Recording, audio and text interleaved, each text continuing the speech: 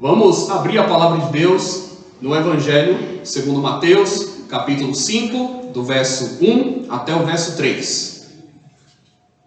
Mateus 5, de 1 a 3. Vendo Jesus as multidões, subiu ao monte, e como se assentasse, aproximaram-se os seus discípulos, e ele passou a ensiná-los, dizendo: Bem-aventurados os humildes de espírito, porque deles é o reino dos céus. Senhor amado, nós te louvamos, te bendizemos, porque estamos em tua casa, estamos com o teu povo, estamos diante da tua palavra, estamos prestando culto a ti na mediação de Jesus Cristo, porque fomos salvos por ele, pelo seu sangue, fomos redimidos, e agora, ó Deus, nós podemos celebrar a nossa vitória, podemos pensar na ressurreição do nosso Senhor, podemos, ó Deus, ter uma perspectiva de um futuro glorioso. Nós te agradecemos pela rica esperança que ainda habita em nosso coração, te agradecemos pela fé e pela perseverança, te agradecemos, ó Deus, porque o Senhor do alto dos céus tem derramado sobre nós bênção sem medida. Tua misericórdia é a razão de nós não sermos consumidos e elas se renovam a cada manhã. A tua graça é o que, ó Deus, explica a nossa vida eterna, a nossa salvação, a nossa comunhão com o Deus Santo, mesmo que sejamos pecadores. Nós, ó Deus, queremos te render graças nesse dia. É o dia em que nós temos a oportunidade de novamente estarmos juntos. É o dia, ó Deus, em que nós podemos orar uns com os outros. É o dia em que nós podemos confessar os nossos pecados. É o dia em que nós podemos aprender de ti. Ó Deus, ajuda para que este seja de fato um dia proveitoso para nós. Para que nós, ó Deus, honremos o dia do Senhor, não apenas aqui, enquanto estivermos cantando e prestando, ó Deus, a ti este culto, esse ato de adoração, mas mesmo, ó Pai, em outros ambientes e envolvidos em outras atividades e ao longo da semana, nós tenhamos, ó Deus, a plena noção do compromisso que temos com o Senhor, como cidadãos do reino que nós somos, diante dos preceitos que nos estão expostos na tua palavra. Cuida de nós, ó Deus, então, e realiza a tua obra em nós, em nome e para a glória de Jesus. Amém. Meus irmãos, nós então podemos perguntar se você consegue entender o conceito de felicidade. Se você se considera feliz, se é possível apontar onde a felicidade se encontra.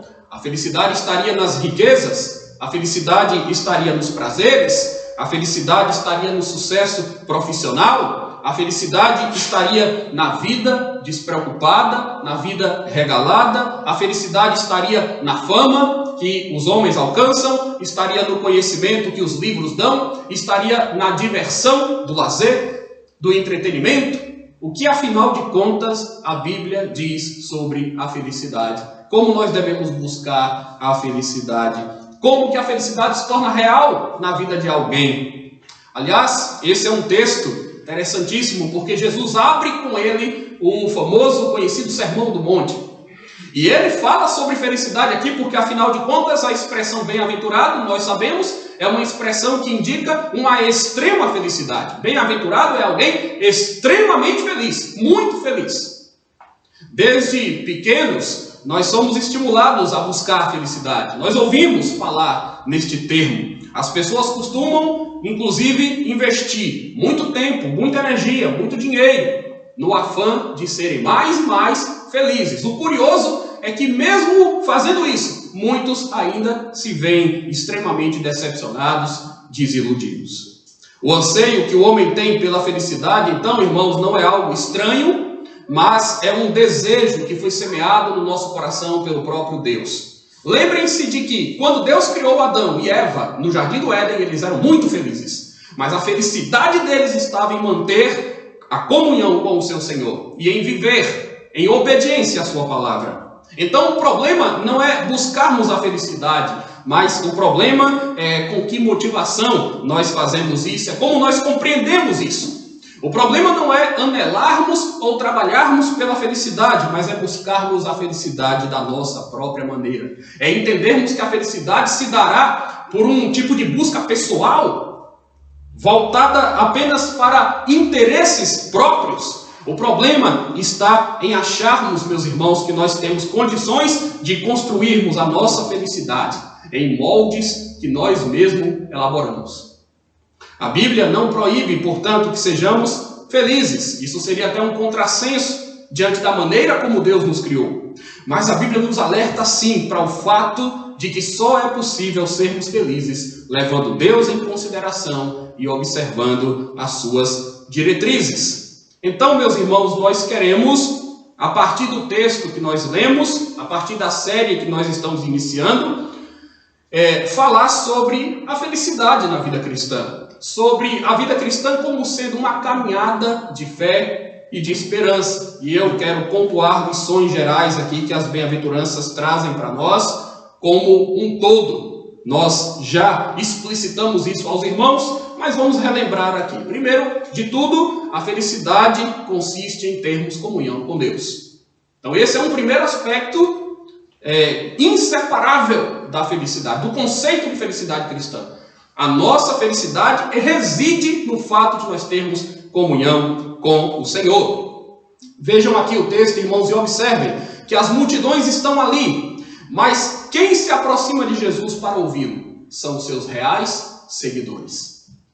Notem, são os reais seguidores de Jesus que se aproximam dele, que estão prontos para aprender com ele.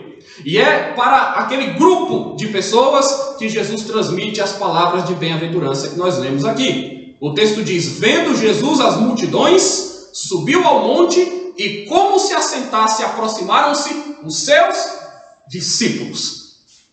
E ele passou a ensiná-los, dizendo. Ou seja, o que Jesus diz aqui, em forma de bem-aventurança, é algo que é válido, é algo que se aplica para os seus discípulos, que se aplica para aqueles que lhe são próximos, que se aplica para aqueles que têm comunhão com ele, que estão dispostos a aprender com ele. Felizes são aqueles, portanto, que foram escolhidos, que são seguidores, que buscam o ensino de Cristo e que conseguem discernir a sua voz.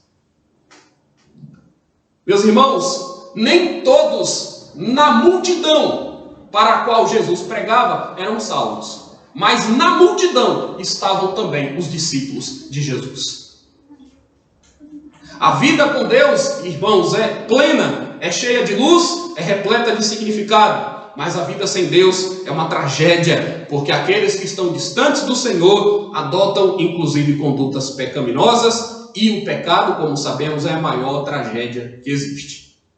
Então a felicidade consiste em nós termos comunhão com Deus. Nós fomos criados para termos comunhão com Deus. Se o pecado quebrou essa comunhão, o Senhor Jesus veio a esse mundo para restaurar a nossa paz com o Criador. O Senhor Jesus está aqui, Deus em pessoa, dizendo: bem-aventurados, felizes são aqueles que têm comunhão com Deus. Ser discípulo de Jesus é sinônimo de felicidade para nós. Nós não conseguimos formular, descrever o que é felicidade sem mencionar comunhão com Deus. Segundo lugar, nós aprendemos aqui em termos gerais, pensando nas bem-aventuranças como um todo, que a felicidade que Cristo proporciona se assenta em parâmetros diferentes do que o mundo nos apresenta. Isso também os irmãos devem se lembrar que já foi observado por nós. Aquilo que nos é comumente vendido nesse mundo como felicidade é muito diferente daquilo que Jesus define como felicidade. Há um contraste aqui, meus irmãos, impressionante. Porque basta compararmos a lista de virtudes que o mundo geralmente entende como fundamental para que sejamos felizes com a lista de Jesus. A lista de Jesus é esta das bem-aventuranças aqui.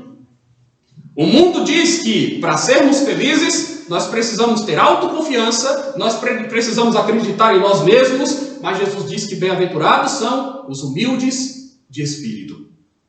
O mundo diz que o choro e a compaixão são sinais de fraqueza, mas Jesus diz que bem-aventurados são os que choram, porque eles serão consolados. E que bem-aventurados são os misericordiosos, compassivos, porque eles alcançarão misericórdia.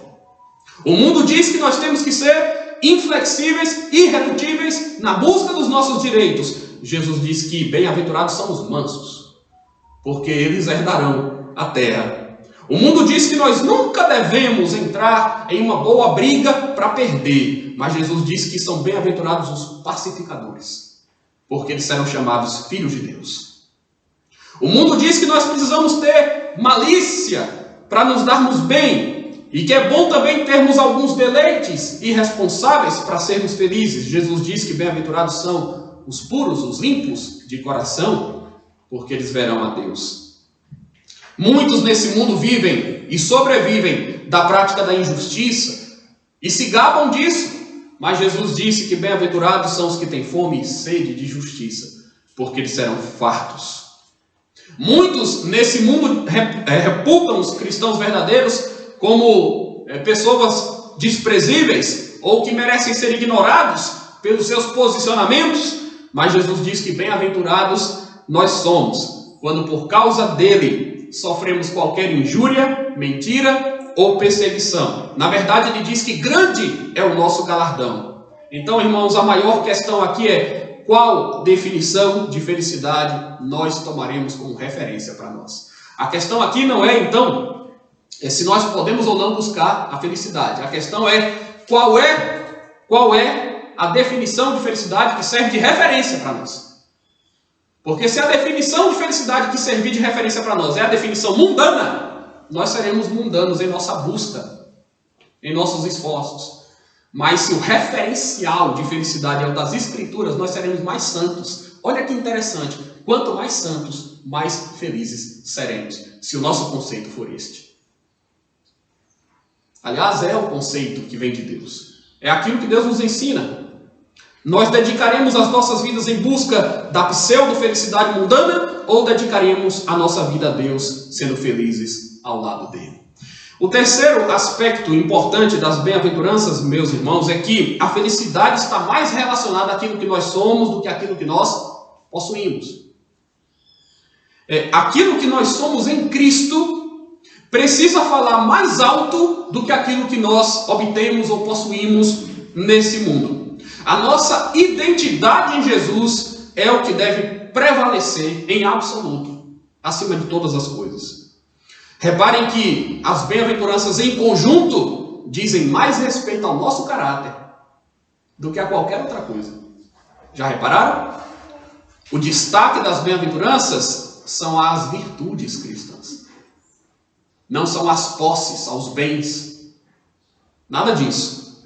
As bem-aventuranças reproduzem a ideia de que nós seremos felizes na medida em que cultivarmos bem o nosso interior, cuidarmos da nossa alma, treinarmos a nossa mente, trabalharmos o nosso coração. Jesus enfatiza, irmãos, valores espirituais. Aquilo que os olhos não veem, aquilo que ninguém toca, aquilo que o ladrão não pode roubar, aquilo que tem repercussão eterna. É isto que é valorizado no cristianismo. Jesus não disse: bem-aventurados são os ricos, ou bem-aventurados são os fortes, bem-aventurados são os grandes, bem-aventurados são os poderosos, bem-aventurados são os midiáticos. Mas Jesus deixou bem claro que a felicidade está mais relacionada àquilo que nós somos do que àquilo que nós possuímos ou que venhamos a possuir nesse mundo. Em quarto lugar, nós aprendemos também que a felicidade guarda relação com a simplicidade. E isso eu acho que não é um ponto a ser ignorado aqui. Vejam, não é raro que as pessoas imaginem a felicidade como sendo algo difícil. Muita gente entende que a felicidade, alcançar a felicidade é algo complexo, que precisa ser descoberto, que precisa ser calculado, não é? Muita gente vendendo a ideia de que sabe o caminho ou tem a chave da felicidade nas mãos. Muitos livros de autoajuda, não é? As pessoas estão interessadas nesse assunto. Muitos parecem crer que a busca pela felicidade é uma peregrinação que dura uma vida toda. Tanto que os anos vão passando e o discurso das pessoas continua sendo: um dia eu vou ser feliz, eu estou em busca. Elas estão em constante busca. de uma felicidade que nunca chega. E é interessante porque elas até vão alcançando os objetivos que elas traçam, desculpem. Elas só não conseguem ser felizes ou se sentir realizadas quando alcançam aqueles objetivos. Sempre surgem outros e outros e outras demandas para buscar. Parece que é algo interminável essa viagem em busca da felicidade que nunca chega. Desde cedo, os pais têm responsabilidade nisso também. Nós temos que atentar para estas questões, para lidarmos com os nossos filhos da melhor maneira. Porque desde cedo, alguns pais vão dizer para os filhos que farão de tudo para que eles sejam felizes, para que eles tenham felicidade no futuro. E meio que automaticamente nós crescemos acreditando que é necessário batalharmos duramente se quisermos ser felizes. Até entendermos que a felicidade, irmãos, pode estar muito mais associada com a simplicidade. A criança não precisa ser feliz no futuro, ela pode ser feliz hoje, com o que ela tem. Você pode ser feliz hoje com aquilo que Deus te dá. Você pode ter contentamento no seu coração com a realidade de vida que Deus proporciona para você, com algum propósito que Ele tem. O roteiro que, segundo muitos, nós precisamos seguir para ser felizes parece um roteiro de um filme espetaculoso. E nós somos meio que hollywoodianos nisso também. Nos é dito que, para sermos felizes, precisamos encontrar o amor das nossas vidas. Se não encontrarmos o amor das nossas vidas, aquela pessoa específica, nós não seremos felizes. Nos é dito que, para sermos felizes, nós precisamos fazer alguma coisa de destaque, levantar alguma bandeira, se engajar em alguma luta, abraçar uma causa, uma ideologia. Nos é dito que nós precisamos cumprir alguns pré-requisitos, precisamos ter estabilidade financeira para ser felizes, precisamos estar com a saúde em dia para ser felizes, precisamos ter os corpos esbeltos para sermos felizes, andarmos com as roupas da moda para sermos felizes. Não, meus irmãos. A felicidade é algo muito mais simples. Jesus traduz a ideia de felicidade como algo tão simples. Porque ele diz assim, para que você seja bem-aventurado, para que você seja feliz, basta ser humilde. Basta ser manso. Basta ser pacificador. Basta ser misericordioso. Basta ter o coração limpo. Então Jesus desfaz as teses mirabolantes para dizer que é muito simples ser feliz. Um abraço pode fazer alguém feliz. A sinceridade, a fé no coração, no momento difícil, faz com que nós sejamos felizes.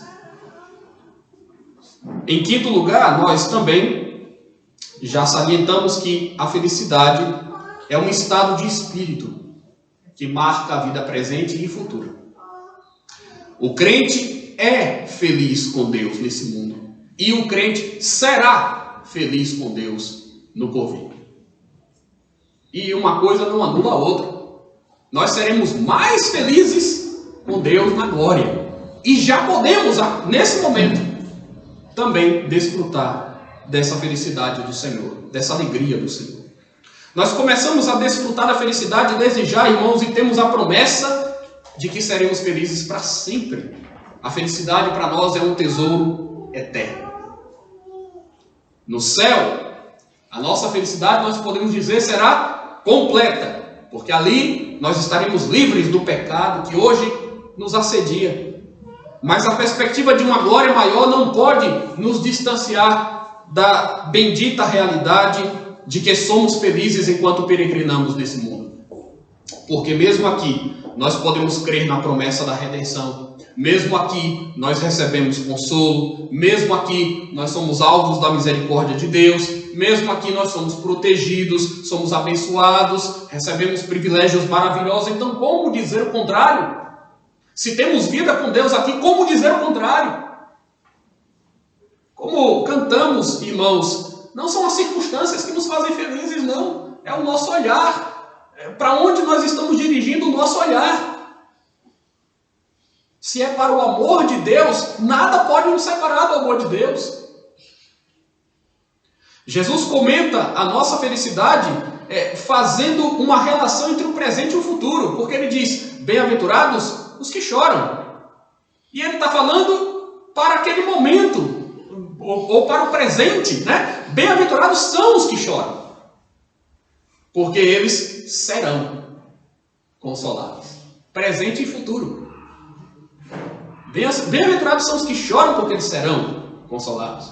Bem-aventurados são os mansos, porque eles herdarão a terra.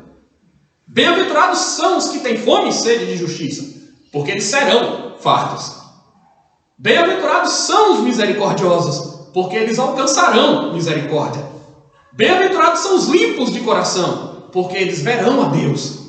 Bem-aventurados os que são hoje perseguidos por causa da justiça, porque deles é o reino dos céus.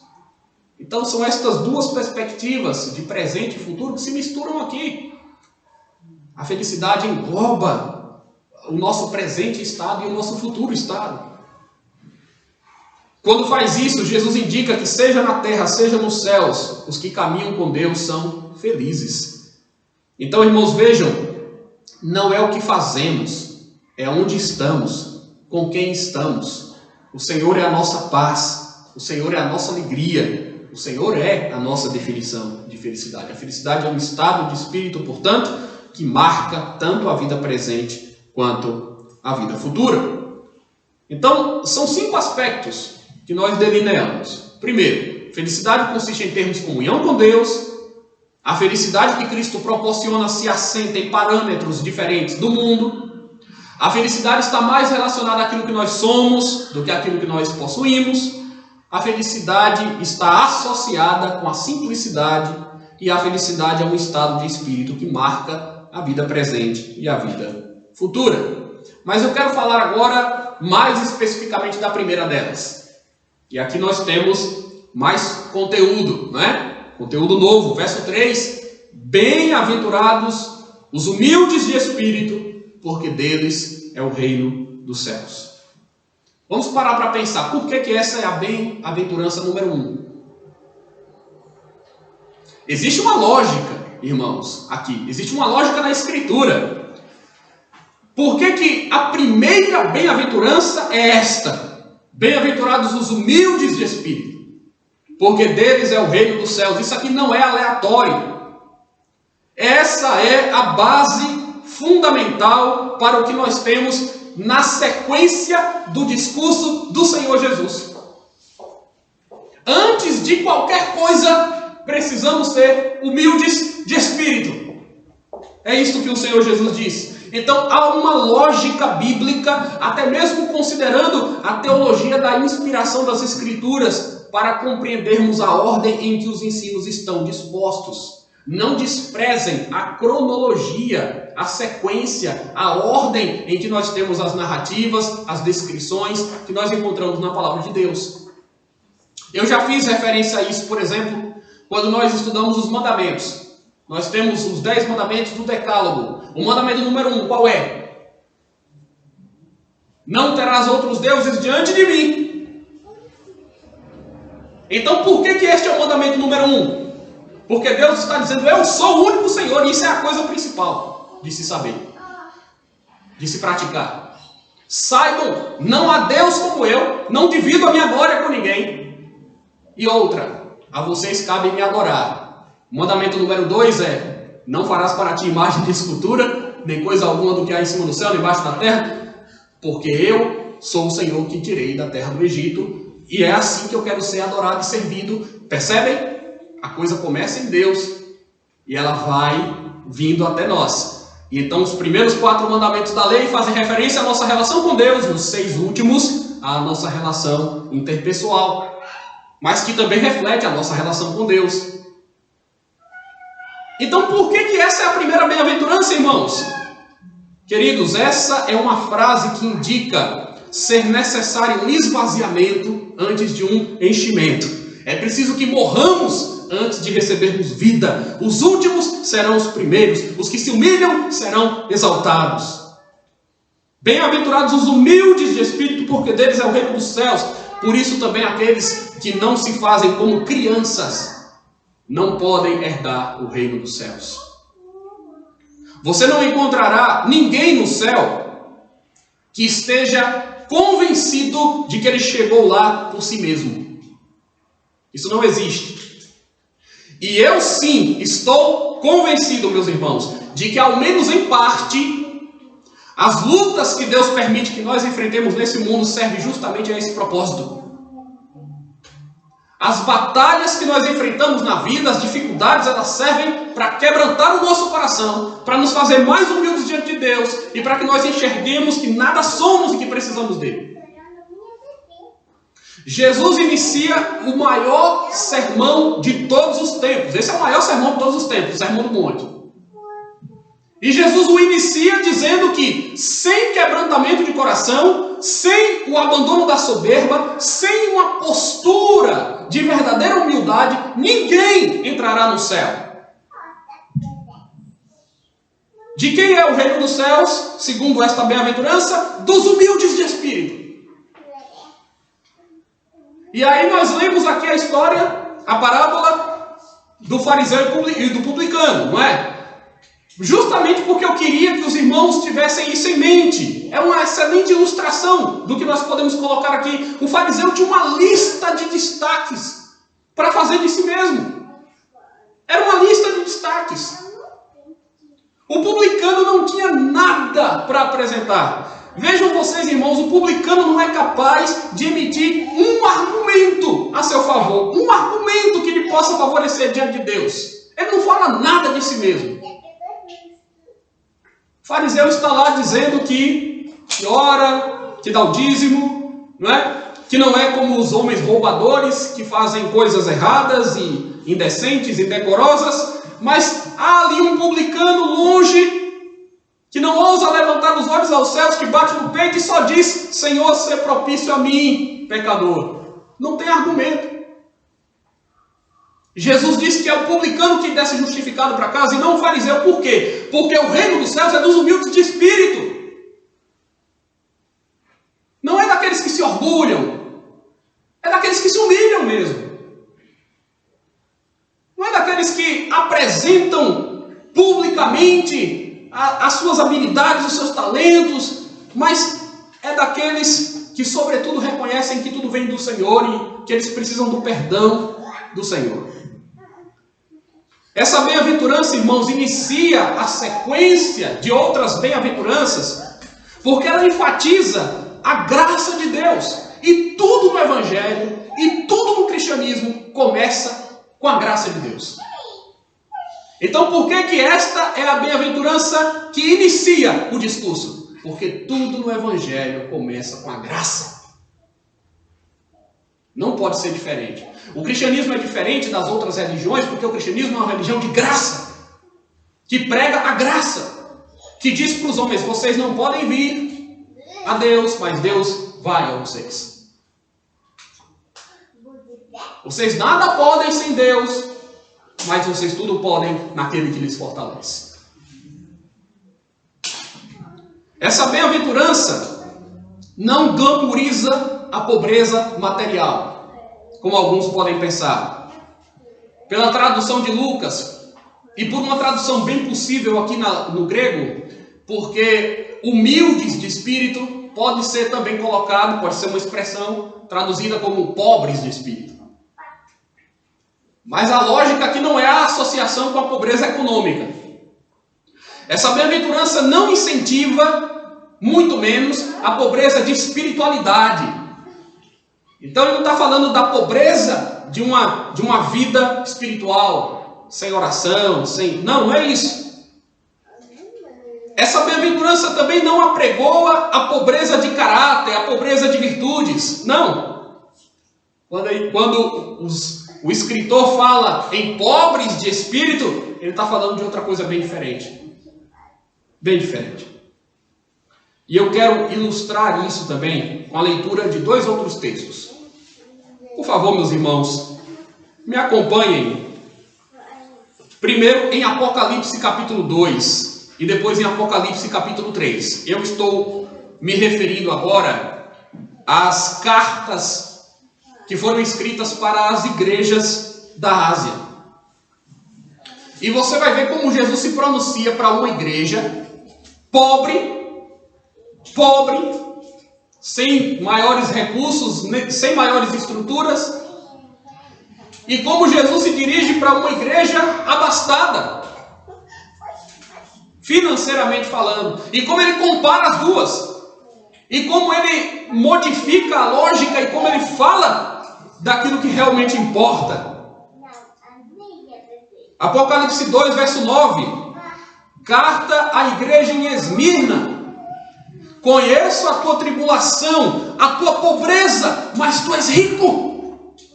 E a blasfêmia dos que a si mesmos se declaram judeus e não são, sendo antes sinagoga de Satanás. Conheço a tua tribulação, a tua pobreza, mas tu és rico.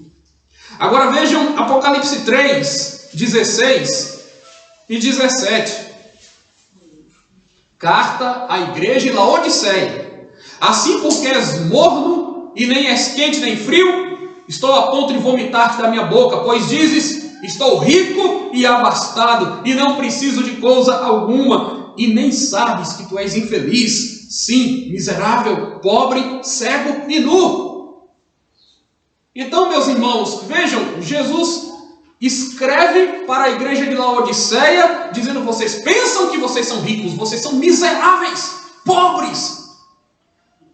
E a pobreza de vocês consiste justamente no fato de que vocês não enxergam isso. Mas quando se dirige para a igreja de Esmirna, que era uma igreja fiel, apegada ao Senhor, e que estava sofrendo, padecendo por causa disso, Jesus diz, eu conheço a tua pobreza, eu conheço a tua luta, mas tu és rico. Nessa pobreza, vocês são ricos. Alguns na riqueza são bem pobres. Pobres de espírito, então, irmãos. Pobres de espírito são os que não assumem uma atitude de autossuficiência. São os que não arrogam para si os grandes feitos em detrimento da glória de Deus. São os que realmente servem a Jesus e aos outros de forma desinteressada, com simplicidade. Pobres de espírito são os que, ao invés de se apresentarem como super-homens, reconhecem que a luta contra o pecado é difícil e que eles não conseguirão enfrentá-lo sozinhos. O apóstolo Paulo, escrevendo a epístola aos Romanos, lá no capítulo 7, a partir do verso 21, ele fala sobre a luta contra o pecado. Ele diz ali, então, ao querer fazer o bem, encontro a lei de que o mal reside em mim, porque no tocante ao homem interior tenho prazer na lei de Deus, mas vejo nos meus membros outra lei, que guerreando contra a lei da minha mente, me faz prisioneiro da lei do pecado que está nos meus membros. E o que ele diz então no verso 24 é, desventurado homem que sou, desventurado homem que sou, quem me livrará do corpo dessa morte? Graças a Deus por Jesus Cristo, nosso Senhor, de maneira que eu, de mim mesmo, com a mente, sou escravo da lei de Deus, mas segundo a carne, da lei do pecado. Desventurado homem que sou, eu quero fazer o bem e não consigo, o mal que eu detesto é o que eu pratico, é a luta contra o pecado que não se vence sozinho. E é por isso que é necessário ter humildade de espírito nessa batalha. Martin Lloyd Jones disse o seguinte, abre aspas, autoconfiança, segurança própria e autodependência é fundamentados nessa crença que os homens estão imaginando que poderão fazer o reino de Deus tornar-se uma realidade no mundo. Eu nem preciso dizer que ele está fazendo uma crítica à tentativa insana dos homens de governarem sem Deus, de viverem sem Deus, de construírem sua civilização, seu império sem Deus. Os homens querem estabelecer o reino de Deus na terra. Jesus diz que o reino de Deus é o reino dos céus. E que irão para lá aqueles que são pobres de espírito, não aqueles que se arrogam, não os soberbos. Não aqueles que querem usar o seu conhecimento, a sua filosofia, a sua arte, a sua política, a sua educação para construir um mundo sem Deus. Para viver de forma autônoma. Boa parte dos maiores elogios que muitos consideram que alguém poderia receber em nossos dias, vejam, seria mais ou menos assim: olhem aquele homem, ele é agressivo, ele é arrojado, ele tem personalidade forte, ele se impõe, ele tem ambição. Mas os pobres de espírito não fazem propaganda de si mesmos com ar de superioridade. O apóstolo Paulo escreve aos Coríntios dizendo: nós não pregamos a nós mesmos, nós pregamos a Cristo crucificado. Os pobres de espírito não fazem comparativos esdrúxulos para diminuir quem quer que seja. Não sou como esse publicano, pecador. Os pobres de espírito não se exibem vaidosamente e nem se consideram maiorais. Os pobres de espírito não promovem a própria piedade para parecer aos outros que jejuam e que trabalham mais do que os seus pares. Os pobres de espírito agradecem quando recebem uma justa repreensão, em situações em que muitos reagiriam com revolta, por acreditar que nunca erram, e se errarem, não precisarão que ninguém lhes aponte o reto caminho.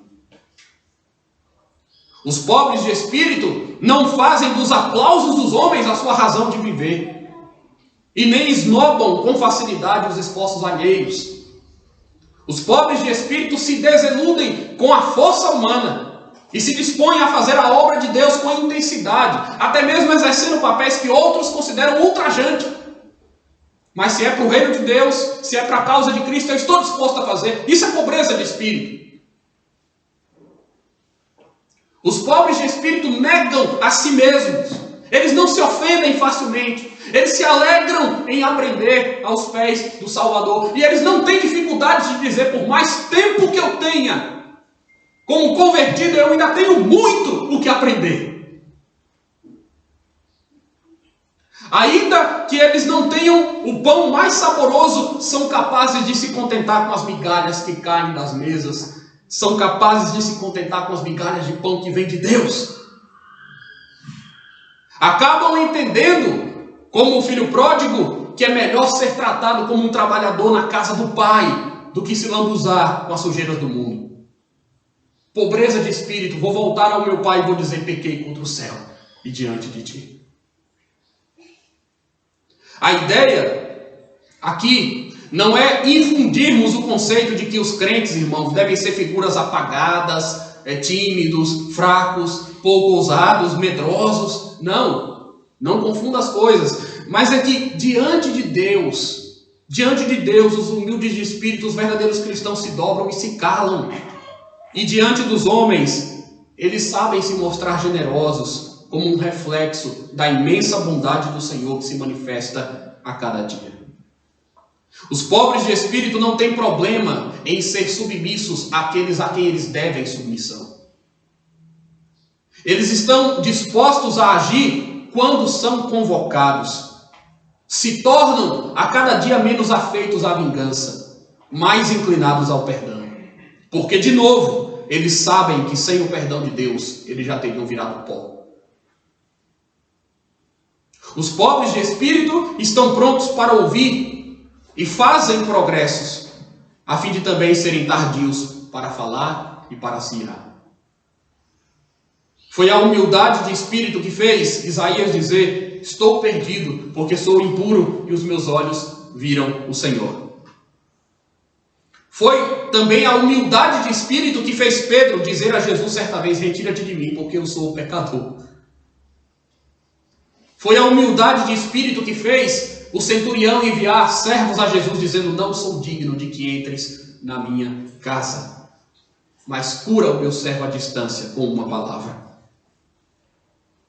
Jesus aqui ensina, irmãos, que o reino dos céus é dos que se despem do orgulho para se arrependerem do pecado e crerem no Filho de Deus. O reino dos céus é o dos que têm a consciência da sua nulidade e impotência, que por sua vez os leva a sentirem a extrema necessidade de oração. Os humildes de espírito são aqueles que oram mais, porque sabem que dependem mais e mais de Deus.